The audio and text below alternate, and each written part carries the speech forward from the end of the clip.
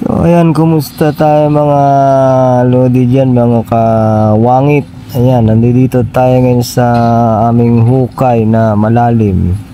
Ayan, binibit-bit ng bako yung mga lupa na yan dahil hindi niya na kayang abutin dun sa ilalim. Dahil yung lalim niyan mga kawangit 8 meters. Kaya hindi niya na maabot.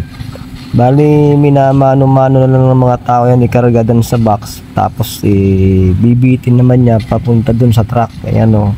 Kagaya niyan mga idol.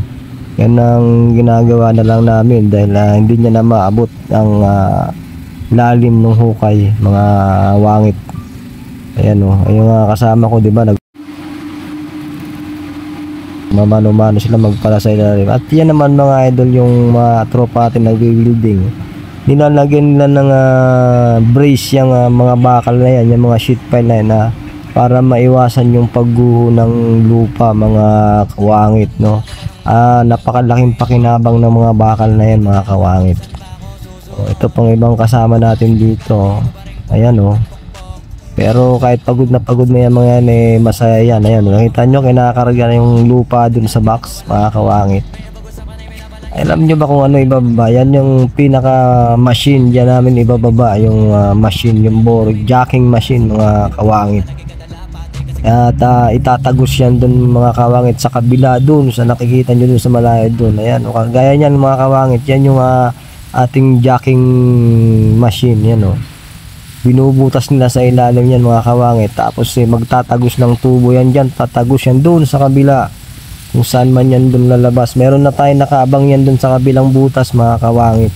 Ayan o. Abangan na lang yan dun sa dulo para mabutasan, para makalabas yung pinaka dulo niyan, mga kawangit. Yan yung ating jacking machine kung tawagin, mga kawangit. Ayun, ayan, nakikita nyo, di ba? Habang ano yan, habang umiikot yan mga kawangit, hydraulic yung ano yan, hydraulic ang ginagamit dyan mga kawangit. Yung mga kawangit, ang lalim ng hukay, di ba? So hanggang dito na lang mga kawangit.